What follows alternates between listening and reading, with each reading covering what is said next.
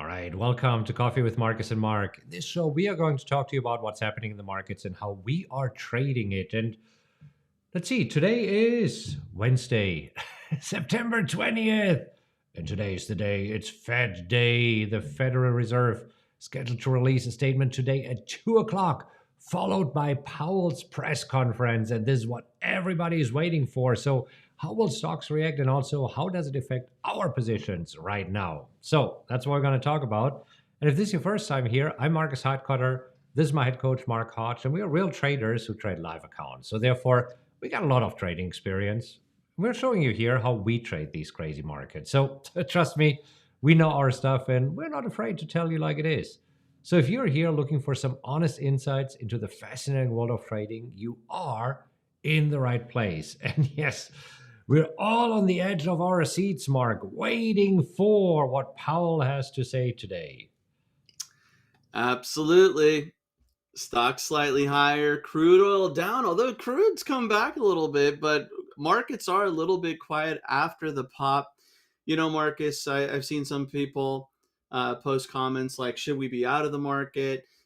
Is September a bad month? Should we have gotten out earlier and just waited to the fall? And I answer this with one question, or answer actually. Sell in May and go away, said no trader ever. I thought there was some humor with my mug on a mug. Um, you, you're having fun getting these mugs made. How many do you have right now? I might have a few more tricks up my sleeve. Just had to share that one. No, we're not selling in May and going away or selling and getting out of positions because September rolls around. There's still a lot of opportunity. And today, this week, there has been some great opportunity for us. And now it's just waiting for the Fed. Yeah, and I mean we just see how nervous the markets are. If you look at the S&P 500 yesterday, we see open lower, filled the gap. Let me just use a different color here. Then moved lower, came back, and pretty much closed right where we opened. I mean, a little bit below yesterday's opening price, but overall, I mean, this almost looks like we can draw a smiley face here. Why not, right? And we see what's happening today. So today, just drifting sideways here, waiting for the big event. Yeah, we really opened up today where we closed on Monday. So it's kind of like uh, Tuesday was completely erased, and we're right back where we were.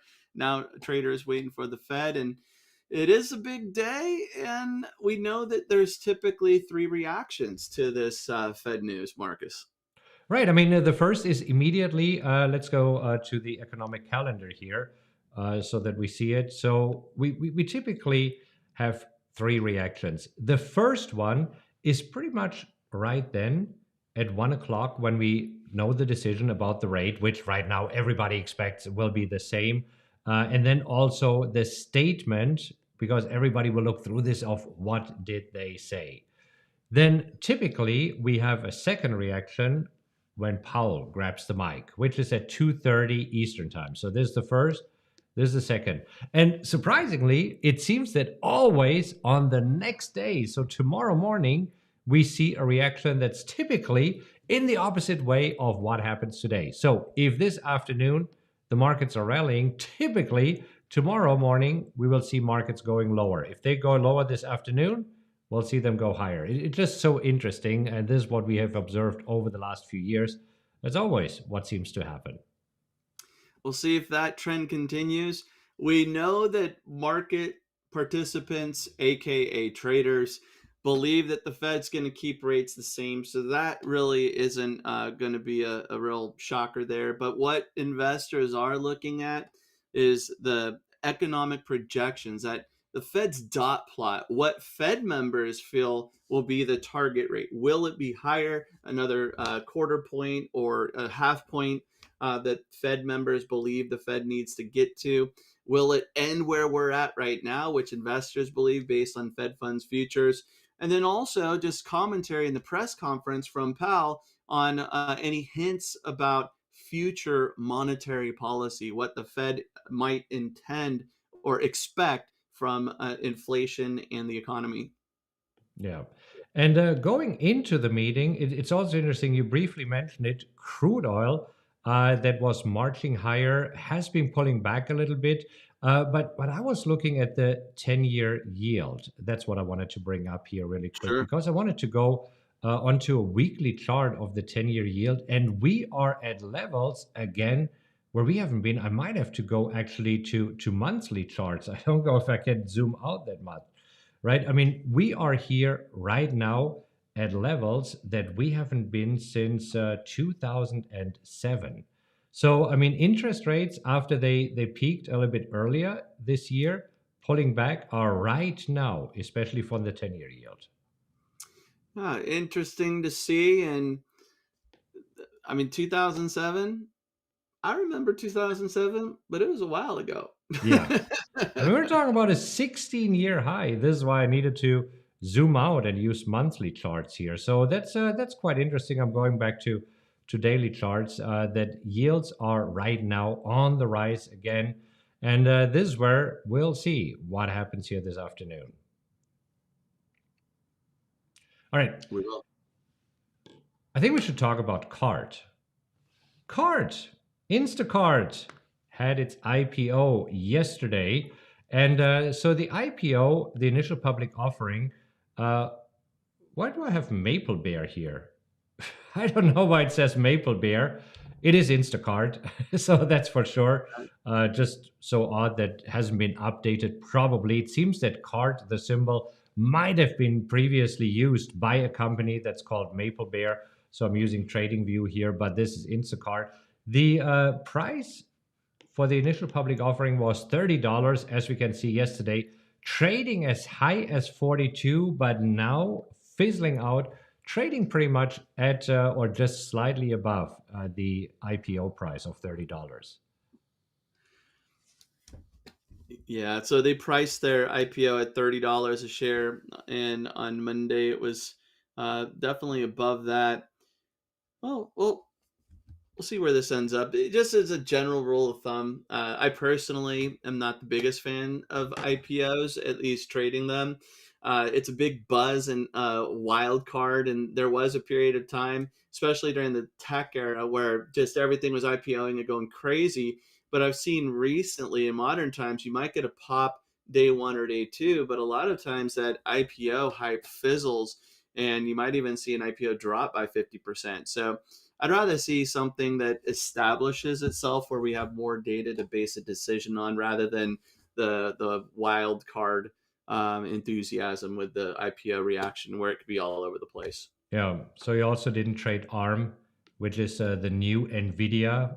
That's what they said. And it's exactly what you say, right? I mean, here's the first day. Over the first 2 days, it was going higher. And ever since, dropping today another 3.5%. So after Yeah. reaching a peak at 68, we're now back at 53. So very similar here.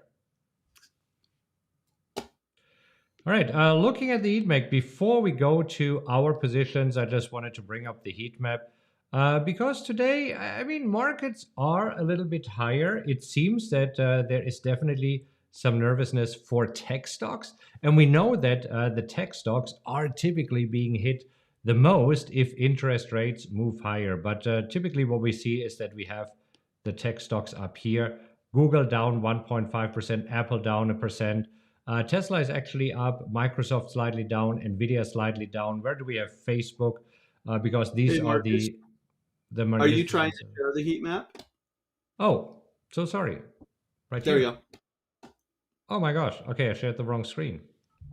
There we go. Okay. But there we go. Yeah, that's what I wanted to show. So it's really right now a wait and see of what happens this afternoon. So I shared so many fascinating things on my iPad, and then I didn't share my iPad. At least you didn't share the screen with your Beanie Bear collection. Right? That would have been embarrassing. No, I'm proud of it. I'm really proud of it. Okay. Let's take a look at our positions and see what is happening here. And starting off with CSIQ. So, CSIQ, we got a sign at 35, right now trading at 26.68. Just has established this range. And we said this is where today interest rates are important. So this is something that might make CSIQ pop if the Fed says that they might have reached the peak. And most importantly, when are they planning to lower interest rates, right? So this is where we're looking at the dot plot, and that's what we want to see this afternoon. So nothing to do right there. NE, Next Era Energy. Liking this move back to 68 after a 3-day slide, but we need to see that pop a little bit more, get up towards 69. This is a lower volatility stock, not moving as much, so we need to get a lot closer to our assignment price of 69.50 before selling calls. But I'll take the move higher. That works for me. Yeah, and I mean our break even is at 68.05, so we're right now trading around our break even. I'm okay with this one. This one here is doing good. Now another one that might be affected by the decision this afternoon is PNC. My break even at 138.13. Your break even is lower because you had a lower cost basis and you have been able to sell calls against your cost basis. Today up 0.75%. Like to see it here. We need to have this definitely move above 130. And we have seen, I mean, PNC can move. Just recently, we had this 10% move. So yeah, just add another 10%. This would give us right here towards 136. So waiting for that move here right now.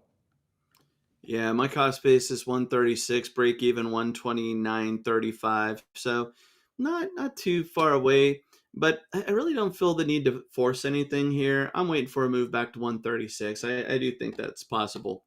Yeah. TXN, that is a trade that we entered on Monday, and this is working out great. I mean, as of right now, we are at 75% of max profits. We did sell, let's see, what did we sell here? The 160? 160. Yeah. So this is where we sold the 160 put, and right now trading close to 164.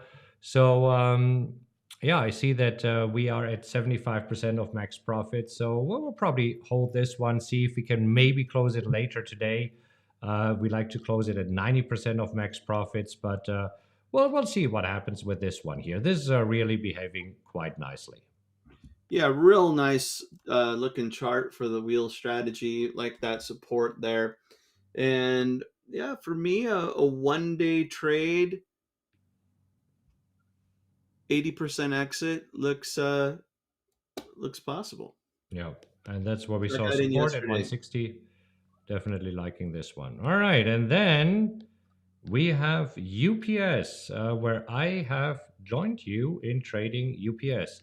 So you traded it a couple of weeks ago, and you did the 167.50, right? I did the 165. 165. Okay, then this is wrong. Let me just use the eraser. I thought I could just undo it. Okay, never mind. So the 165, somewhere around there, you got a sign there. I sold the 157.50. And yesterday, briefly, as we can see, it was in the money for me, but bounced back up. I honestly wouldn't mind getting assigned. I want to get assigned, and then we'll rally that we can both sell calls. What do you think about this plan? Love that idea. Real strong support around 155 going back to 2020, the last quarter of 2020. And this has had a pretty decent dip since trading around 190 in July. But like the company, fundamentals look good. And I think that this could be a real nice one for selling calls. I just need to pop a little bit higher, but I agree. Let's stay lower so you get assigned. And then maybe you could ride it up to 165 and make some money on the stock.